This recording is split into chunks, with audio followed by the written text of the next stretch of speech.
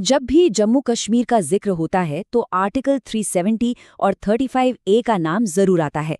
ये तो हम सब जानते हैं कि इन्हें हटा दिया गया है। पर क्या किसी ने सोचा है कि इन्हें हटाने के पीछे एक ऐसी कमाल की कई साल लंबी योजना थी जो किसी चाणक्य नीति वाली फिल्म से कम नहीं थी? आज हम उसी संवैधानिक पहेली को सुलझाने की कहानी समझेंगे। तो सबसे बड़ा सवाल यही है कि एक ऐसे कानून को कैसे हटाया जाए जिसे बनाया ही इसलिए गया था कि उसे कभी हटाया ही न जा सके। कमाल की बात यह है कि आर्टिकल 370 को हटाने का रास्ता उसी के अंदर लिखा था, लेकिन एक ऐसी शर्त के साथ जिसे पूरा करना नामुमकिन सा लगता था।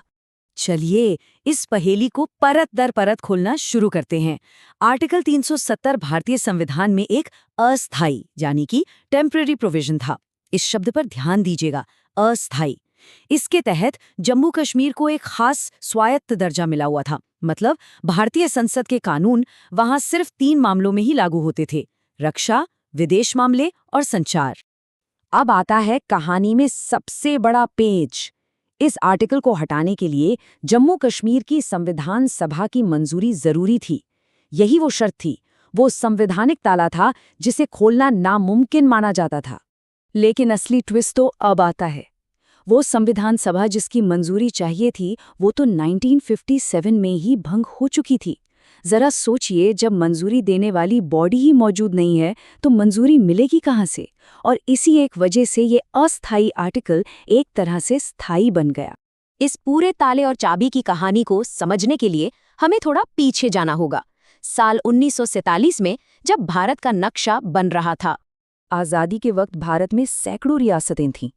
ज्यादातर तो आसानी से भारत में शामिल हो गईं, पर 3 जगह मामला फंस गया: जम्मू कश्मीर, जूनागढ़ और हैदराबाद। इन तीनों में एक बात कॉमन थी, शासक का धर्म और ज्यादातर जनता का धर्म अलग अलग था। जैसे कश्मीर में राजा हिंदू थे पर आबादी मुस्लिम, वहीं जूनागढ़ और हैदराबाद में इसका ठीक उल्टा था। कश्मीर के महाराजा हरी सिंह आज़ाद रहना चाहते थे, लेकिन अक्टूबर 1947 में हालात रातों रात बदल गए। 22 अक्टूबर को पाकिस्तान की तरफ से कबाइलियों ने कश्मीर पर हमला कर दिया।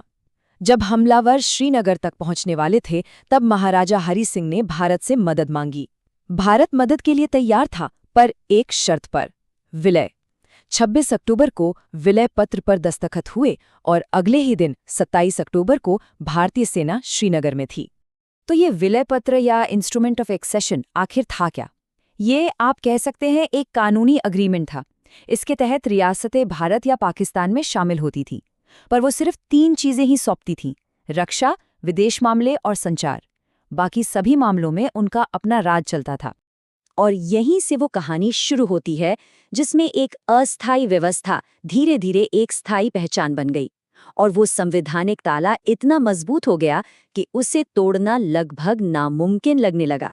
खैर, मामला संयुक्त राष्ट्र यानी यूएन तक पहुंचा।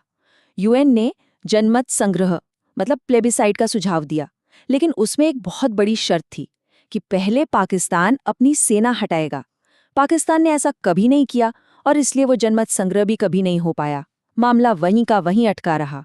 इस पूरी कहानी में एक और लेयर तब जुड़ी जब आर्टिकल 35A आया।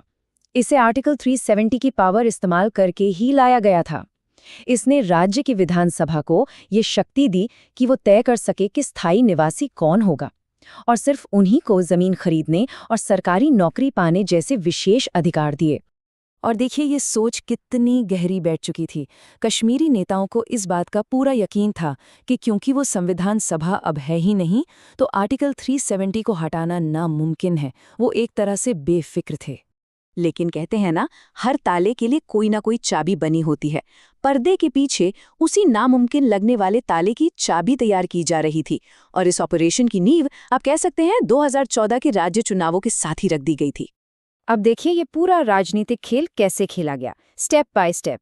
पहला कदम, 2015 में बीजेपी ने पीडीपी के साथ मिलकर सरकार बनाई, जबकि दोनों की विचारधारा एक दूसरे से बिल्कुल अलग थी।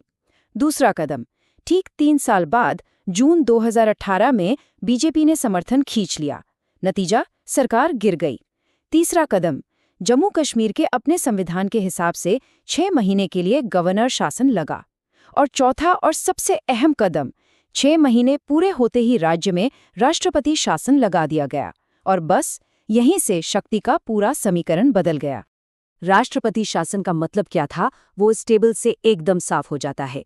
राज्य सरकार की सारी शक्तियां चली गई गवर्नर के पास, जिन्हें केंद्र सरकार नियुक्त करती है, और सबसे बड़ी बात, राज्य की विधानसभा की सारी शक्तियां वो आ गई भारतीय संसद के हाथों में। तो अब आप समझ रहे हैं, राज्य की कानून बनाने की और उसे लागू करने की दोनों ही शक्तियां अब केंद्र के पास थीं। संवैधानिक शतरंज की बिसात बिछ चुकी थी, सारे मोहरे सही जगह पर थे, अब बस आखिरी चाल की बारी थी।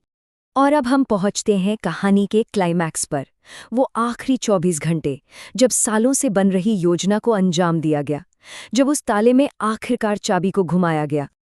5 अगस्त 2019 से ठीक पहले कश्मीर में एक अभूतपूर्व माहौल था।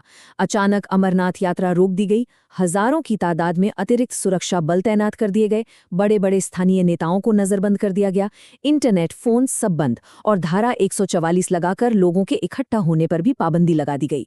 हवा में कुछ बहुत बड़ा होने का एहसास था। तो आखिर वो चाबी थी क्या? वो ताला तोड़ा नहीं गया, उसे खोला गया, और हल कहीं बाहर से नहीं, बल्कि आर्टिकल 370 के अंदर ही मौजूद एक लाइन की नई व्याख्या से निकाला गया। ये एक कानूनी मास्टर स्ट्रोक था, और ये है वो एनशाइडिंग व्याख्या। राष्ट्रपति के एक आदेश के जरिए आर्टिकल 370 में लिखे शब्दों राज्य की संविधान सभा का मतलब बदलकर कर दिया गया राज्य की विधानसभा। बस यही वो एक बदलाव था जिसने पूरे खेल को पलट दिया। और इसी के साथ पहेली का आखिरी टुकड़ा भी अपनी जगह पर फिट हो गया। याद है, राष्ट्रपति शासन में विधानसभा की सारी शक्तियां किसके पास थी? संसद के पास। तो संसद ने ही राज्य की विधानसभा की तरफ से राष्ट्रपति को इसे हटाने की सहमति दे दी। जिस ताले को अटूट समझा जा रहा था, वो अब खुल चुका था। इसके बाद जो हुआ वो अब इतिहास है।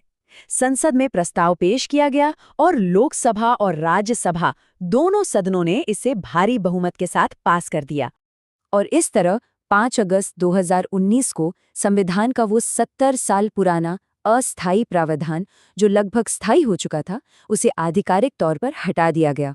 एक बेहद जटिल संवैधानिक और राजनीतिक अध्याय का अंत हुआ।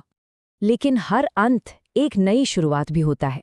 तो सवाल ये उठता है कि एक ऐसा इलाका जिसकी पहचान 70 से ज्यादा सालों तक एक अस्थायी कानून से जुड़ी रही, उसका भविष्य कैसा होगा? ये एक ऐसा सवाल है जिसका जवाब हमें आने वाला वक्त ही देगा।